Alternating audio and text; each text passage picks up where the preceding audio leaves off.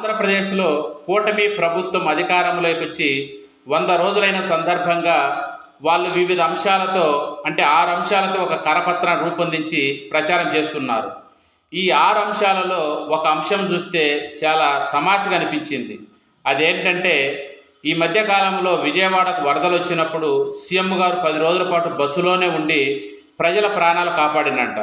అంటే ఆయన బస్సులోనే ఉండి ప్రజల ప్రాణాలు ఏ విధంగా కాపాడ్డారో మనకు అర్థం కాలే. ఆయన బస్సులోనే ఎందుకన్నారు? ఆయన ఉన్నటువంటి లింగంనేని గెస్ట్ హౌస్ వరదలు వచ్చి ఇంట్లోకి నీళ్ళు వచ్చినాయి కాబట్టి అక్కడ ఇబ్బంది ఉంటుంది కాబట్టి ఇక్కడ బస్సులోనే ఉండిపోయారు. అయినా ఒక కరపత్రాన్ని అంటే రాష్ట్రానికి అంతరికి సంబంధించిన అంశాలై ఉండాలి.